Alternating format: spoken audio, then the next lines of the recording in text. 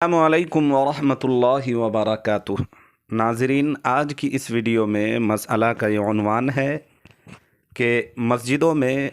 रमज़ानुल मुबारक के महीने में जब तरावी की शक्ल में जब कुरान करीम मुकम्मल होता है, जब कुरान तरावी की शक्ल में ख़त्म होता है, मुकम्मल होता है, तो उस मौके पर इमाम साहब की तकरीर होती है, बादहू फिर जो है ना दुआ होती है और फिर मिठाई वग़ैरह शीरीनी तकसीम भी होती है, यानी मिठाई वग़ैरह का भी इंतज़ाम किए जाते हैं। तो क्या अज़रुए शरा इसकी गुंजाइश है? शरीयत इस बारे में क्या कहती है कि आया क्या ये अमल जायज़ है, फ़ी नफ्सिही कर सकते हैं या इसकी मुमानअत आई है? तो जवाबन अर्ज़ है कि रमज़ानुल मुबारक के महीने में तरावीह की शक्ल में जब कुरान करीम मुकम्मल होता है,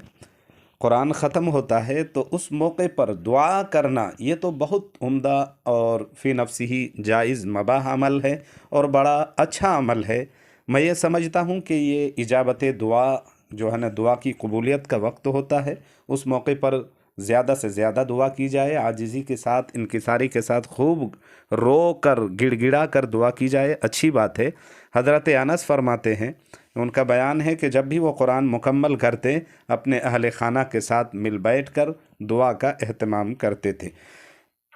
तो एक बात तो ये है कि दुआ अगर की जाती है तो ये फ़ी ज़ाती ही जो है ना मुस्तहसन अमल है, अच्छी बात है, करना चाहिए। लेकिन वो जो